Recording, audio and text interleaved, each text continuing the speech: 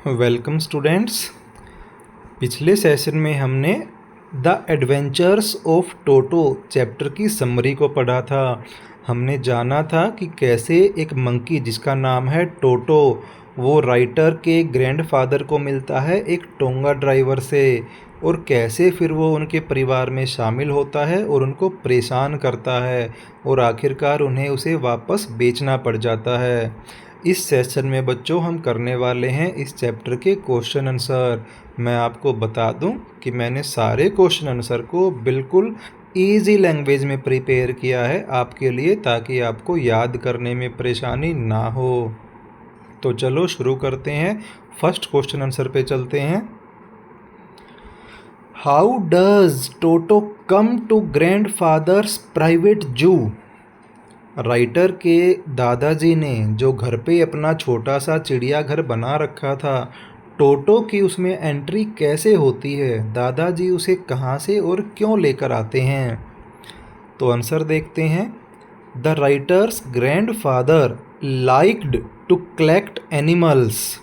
लेखक के दादाजी को पसंद आता था, अच्छा लगता था अपने घर में जानवरों को लाना, इकट्ठा करना।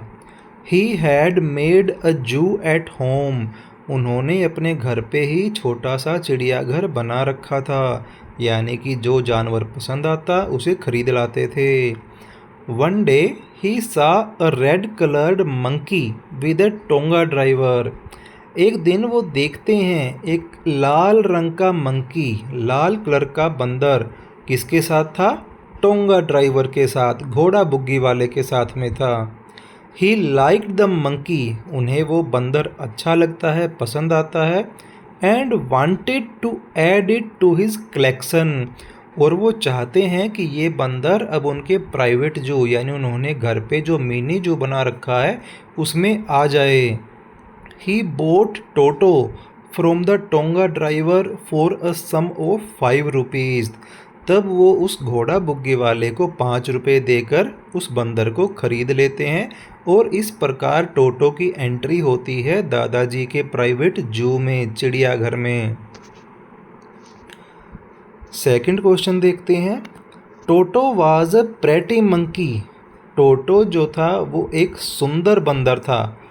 इन what sense is Toto pretty? किस प्रकार वो सुंदर था, इस बारे में हमें बताना है। क्या क्या क्वालिटी थी उसकी, कैसा दिखता था? The writer says that toto was pretty. लेखक कहता है कि टोटो सुंदर था। He had bright shining eyes. उसकी आंखें चमकदार थी, चमक भरी हुई थी, उनमें चमकीली लगती थी। विच वर फुल ऑफ मिसचीफ। लेकिन वो चमकीली आंखें शरारतों से भरी थी। मिसचीफ का मीनिंग होता है शरारतें। बड़ा नटखट था Toto. His teeth were like pearls. उसके दांत मोतियों जैसे थे, यानी कि सफ़ेद चमकदार थे। He had a long tell.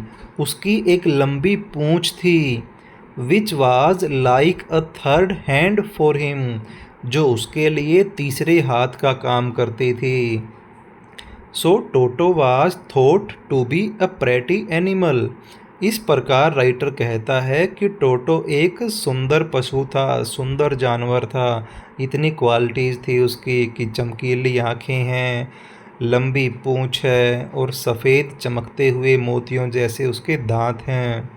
बेटा आपको छोटी छोटी चीज़ें याद रखनी हैं, यही आपको मार्क्स दिलाने में इम्पोर्टेंट रोल निभाएंगी एग्ज़ाम में। थर्ड क्वेश्चन पर चलते हैं। Why does grandfather take Toto to Saharanpur and how? दादाजी टोटो को सहारनपुर क्यों लेके जाते हैं और कैसे लेकर जाते हैं? वाही का मीनिंग होता है क्यों, हाउ का मीनिंग होता है कैसे। आपको जो WH फैमिली वर्ड हैं उन पे भी ध्यान रखना है, कभी इनकी भी एक अलग से क्लास लेंगे। आंसर देखते हैं कि क्यों लेके गए थे उसे साथ में Saharanpur. Grandfather took toto along with himself to Saharanpur. Because he was mischievous. दादाजी उसे अपने साथ सहारनपुर इसलिए लेकर गए क्योंकि वो बड़ा शरारती था। It was not safe to leave him alone at home. इसीलिए उसे घर पर अकेला छोड़ना सुरक्षित नहीं था। वो कुछ भी तोड़ फोड़ कर सकता था, कुछ भी गड़बड़ कर सकता था। ए bag made of strong canvas material was arranged. एक बैग का अरेंजमेंट किया गया जो भारी कपड़े से बना था ताकि उसमें बंद करके टोटो को ले जाया जा सके। Some straw was placed in it. उसके अंदर कुछ घास के तिनके भी डाले गए। Toto was placed inside the bag. और घास को डालने के बाद फिर टोटो को बैग में डाला गया। And the bag was sealed with the zipper. और फिर उसको चैन से बंद कर दिया गया। जिपर का मीनिंग होता है चैन। Question number 4, why does the ticket collector insist on calling Toto a dog. Insist का मीनिंग होता है बेटा जोर देना। जो टिकट कलेक्टर दादाजी की टिकट चेक करता है सहारनपुर रेलवे स्टेशन पर, वो इस बात पर जोर लगाता है कि ये टोटो जो है वो एक मंकी नहीं, ये एक डॉग है। ऐसा क्यों कहता है? मैंने इसके बारे में आपको समरी पढ़ाते समय बताया था। The ticket collector did not accept grandfather's claim that Toto was not a dog. जब दादाजी की टिकट चेक हो रही होती है तो दादाजी टिकट कलेक्टर को बताते हैं कि ये कोई डॉग नहीं है, ये तो एक मंकी है। लेकिन टिकट कलेक्टर उनकी इस बात को स्वीकार नहीं करता है, मना कर देता है। He called it a dog. वो कहता है कि ये एक डॉग ही है। And charged A ticket fee for it. और उसके लिए दादाजी से टिकट खरीदने को कहता है और 3 रुपये देकर दादाजी को टिकट खरीदनी भी पड़ती है। Because only dogs were allowed to travel on trains. क्योंकि उस समय ट्रेन में लोगों के साथ डॉग को ले जाने की परमिशन थी, बाकी एनिमल्स को ले जाने की मनाही थी। इसीलिए वो कहता है कि अगर आपको इसे लेकर जाना है तो आपको ये स्वीकार करना पड़ेगा कि ये एक बंदर नहीं, एक डॉग है। If Toto had to travel by train, then he would have to be termed as a dog. कैसे कैसे लोग होते हैं बताओ, ज़बरदस्ती उस बंदर को क्या बना दिया? डॉग बना दिया। लेकिन चलो जो भी हुआ, दादाजी को उसे ले जाने में 3 रुपये तो देने पड़े, लेकिन जैसे तैसे करके वो उसे ले जाने में सफल हो गए, क्योंकि उसे डॉग मानकर ही ट्रेन में ट्रैवल करने की परमिशन दी गई थी, अदरवाइज उसको ट्रेन में चढ़ने की परमिशन नहीं होती। क्वेश्चन नंबर 5 देखते हैं। Why does the author say Toto was not the sort of pet we could keep for long. Chapter के लास्ट में लेखक कहता है कि टोटो ऐसा पालतू पशु नहीं था जिसे हम घर में रख सकते। क्यों कहता है? क्योंकि वो बड़े परेशान हो गए थे। टोटो की शरारतों ने उन्हें मुसीबत में डाल दिया था।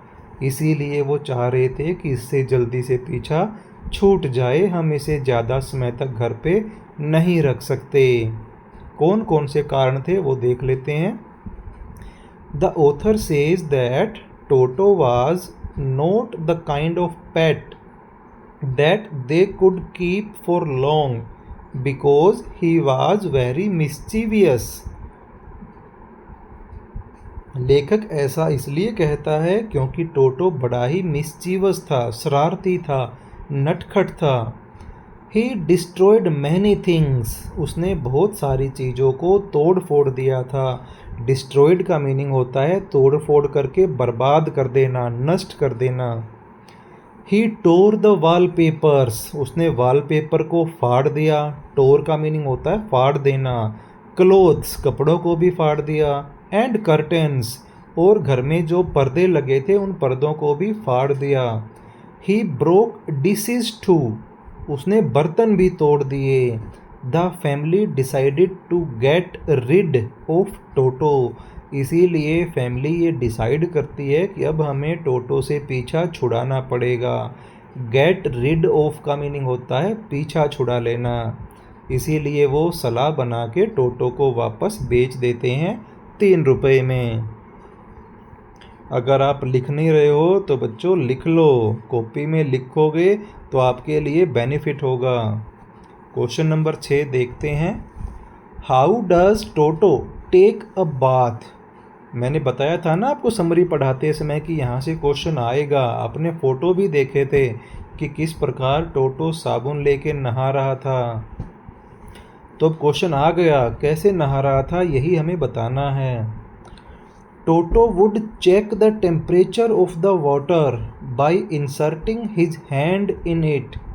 नहाने से पहले टोटो पानी का टेम्परेचर चेक करता था उसमें अपना एक हाथ डाल के कि कहीं ज़्यादा ठंडा या ज़्यादा गर्म तो नहीं है। Then he would step into the tub. फिर वो टब में स्टेप पैर रखता था। 1 फुट एट ए टाइम, एक बार में एक ही पैर। सयाना था, पहले एक पैर रखता था फिर दूसरा पैर रखता था। Finally he would sit in it, और फिर वो इसके अंदर बैठ जाता था। विद हिज फेस आउट, और अपना चेहरा पानी से बाहर रखता था। यानी कि टब में पानी का टेम्परेचर चेक करता, फिर उसके अंदर पहले एक पैर फिर दूसरा पैर डाल के और टब के अंदर बैठ जाता और अपना सिर यानी चेहरा बाहर निकाल के रखता था पानी से। देन ही वुड रब सोप ऑन हिज बॉडी। फिर वो अपने शरीर पर साबुन मलता था, साबुन लगाता था। When the water became cold, और जैसे ही पानी ठंडा हो जाता, he would jump out, तो वो उस पानी से बाहर निकलता। and run to the stove in the kitchen to dry himself, और अपने आप को सुखाने के लिए वो जल्दी से किचन में भाग जाता स्टोव के पास, क्योंकि स्टोव के पास उसे गर्माहट मिलती जिससे उसका शरीर जल्दी सूख जाता। He had learnt this way of bathing from the writer. नहाने का ये तरीका उसने खुद लेखक से को देख देख कर ही सीखा था। वो देखता था कि लेखक कैसे नहाने जाता है, वो पानी का टेम्परेचर चेक करता है, फिर बाथ टब में बैठता है, नहाता है, साबुन मलता है। वही तरीका टोटो भी अपना लेता है। ये है आज का last question. How does Toto almost boil himself alive. कैसे टोटो ने अपने आप को लगभग जिंदा ही उबाल लिया था, यानी उबलता तो मर ही जाता। क्या सीन था वो, क्या हुआ था? आंसर देखो। 1 डे, एक दिन, Toto jumped into a kettle of water kept on the stove for boiling. Toto उस केटल में जंप कर जाता है जिसमें पानी गर्म होने के लिए रखा हुआ था स्टोव के ऊपर। ही फाउंड इट, ये ही 2 बार आ गया, आपको एक बार ही लिखना है। He found it warm enough for a bath, तो वो पाता है कि इसमें पानी नहाने के लिए सही से गर्म है।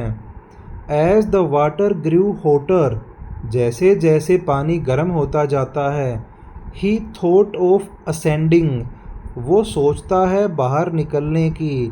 But the cold weather made him go back into the kettle, लेकिन फिर उसे लगता है कि बाहर तो और भी ज़्यादा ठंड है, ठंडा मौसम है। ये सोचकर वो उस गर्म पानी के केटल में ही रह जाता है। Toto kept on doing this for a while till he was spotted by the grandmother. वो ऐसा तब तक करता रहता है जब तक दादी माँ उसे देख नहीं लेती। दादी माँ देखती है कि केटल रखी हुई है स्टोव के ऊपर, पानी धीरे धीरे उबलना शुरू हो गया है, टेम्परेचर बढ़ता जा रहा है, लेकिन टोटो सोचता है कि बाहर तो ठंड है, इसीलिए वो बार बार उस उबलते पानी में ही चला जाता है। She pulled him out of the kettle in time, इसीलिए दादी माँ समय रहते उसे केटल से बाहर निकाल लेती हैं। और else he would have boiled himself that day, नहीं तो उस दिन वो अपने आप को उस पानी में उबाल ही लेता, यानी वो मर भी सकता था, अदरवाइज उसको बहुत ज़्यादा चोट लग जाती गर्म पानी में उबलने से। तो ये थे टोटो के नोटोरियस क्वेश्चन, नटखट प्रश्न उत्तर। आई होप कि आप सबने लिखे होंगे, नहीं लिखे हैं तो बेटा मैं फिर से कह रहा हूँ, लिखो। लिखने से आपको डबल बेनिफिट है, आपकी हैंड राइटिंग की स्पीड भी बढ़ेगी और आपके दिमाग में भी क्वेश्चन आंसर का एक प्रिंट बनता जाएगा। तो थैंक यू।